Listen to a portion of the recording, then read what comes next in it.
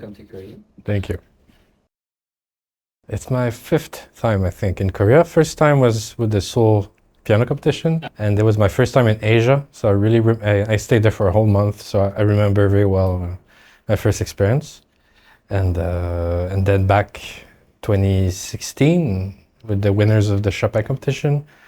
And then 3 times with you, with the Bridge Company, with 3 wonderful recitals, concerts throughout Korea as well, but the main concerts in the Art Center, the concert hall. This is my 3rd full recital there, so very exciting.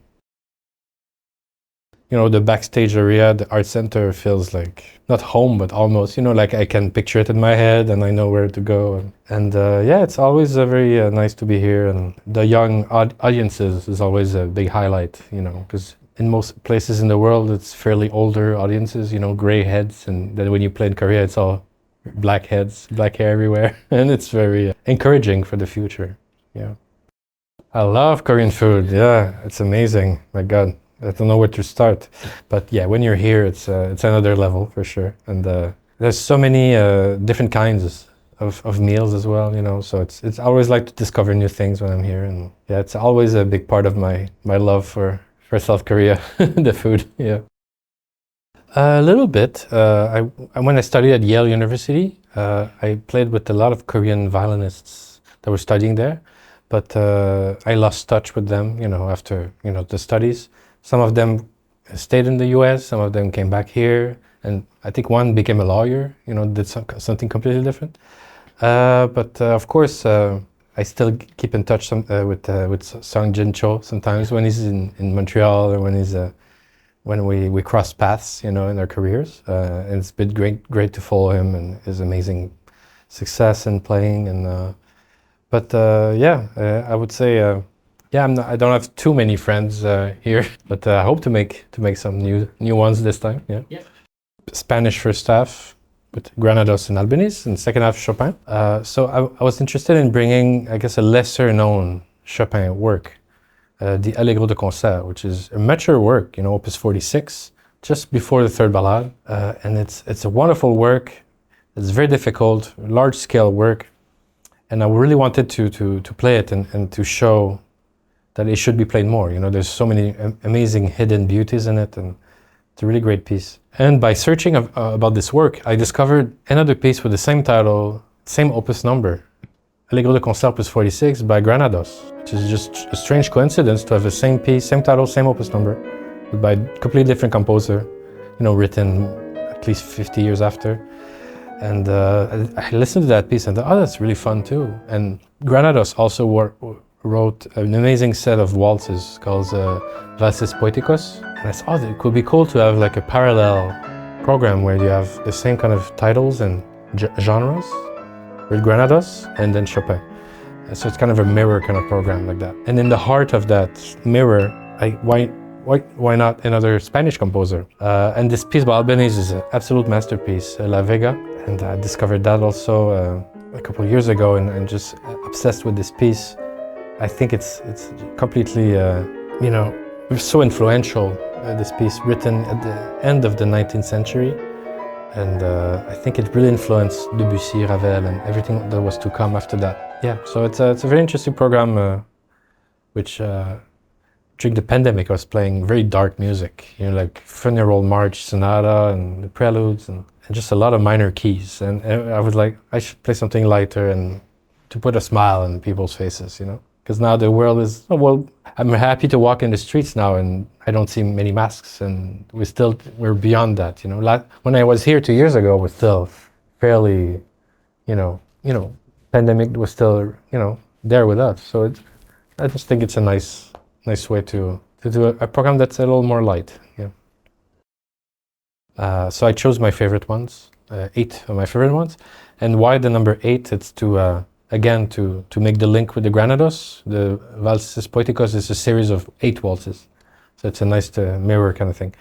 And yeah, I chose my 8 favorite ones, and the order, and I think it's an order that I think about the key relations, you know, so I can sort of go from one to the next, sometimes without a pause, to make kind of a story with that.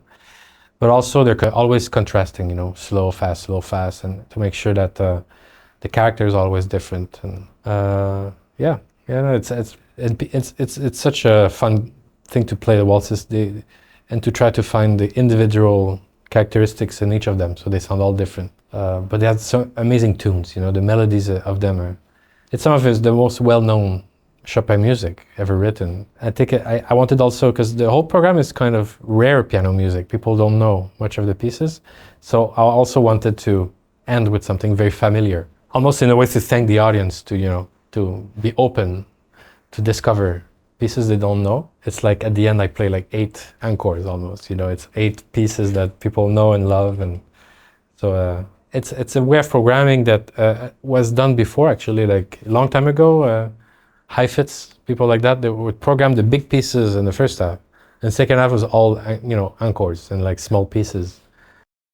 It's instinctual usually when I program. It's like I just try to make sure that it's something that can satisfy a lot of different things, you know. There has to be contrast, there has to be virtuosity, but there has to also have the program needs to breathe. And if you have a heavy piece, then you have to follow it up with something light. And so it's the same for the Chopin. If the Allegro de Concert is a very heavy kind of piece, not emotionally, but the textures is very orchestral, and the waltzes are very light after that. So, and they're not less profound. It's just a way to balance things out. So I think balance is a very important thing, because you don't want to play the whole concert with the same kind of music the whole time. It has to always keep changing, and to keep the audience interested.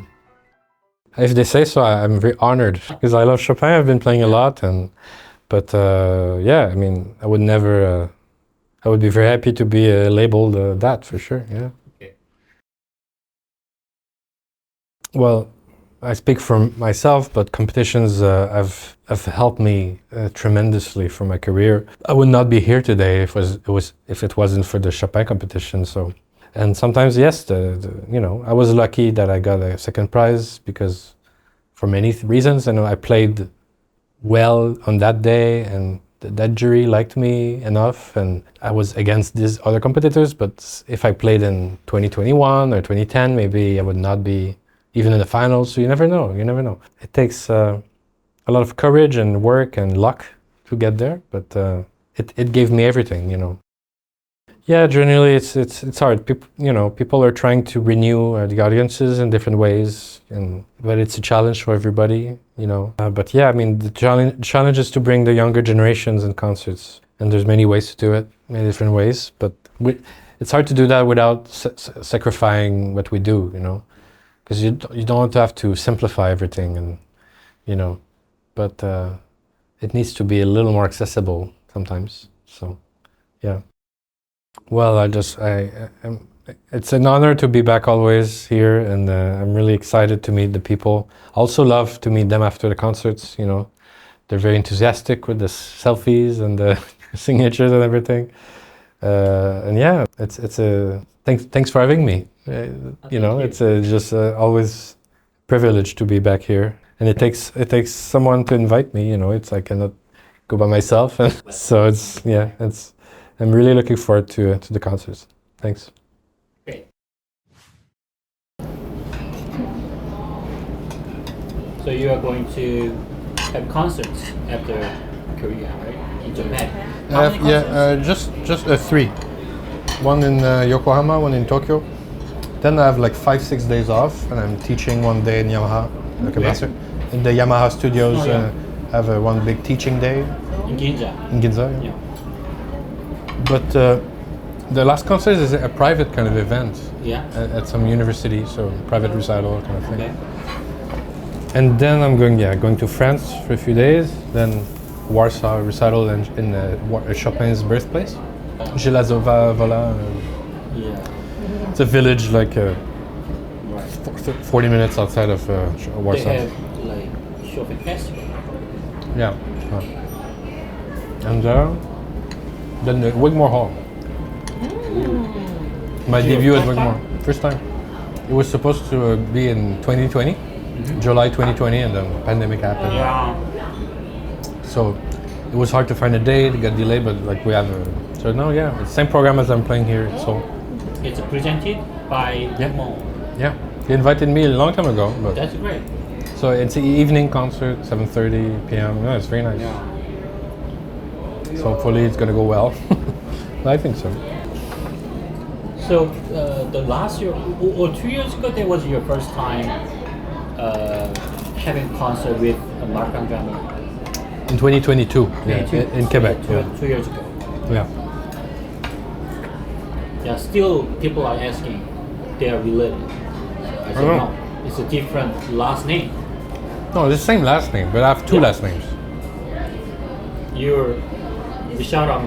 Yeah, but there's two last names Two last names. for me. Yeah.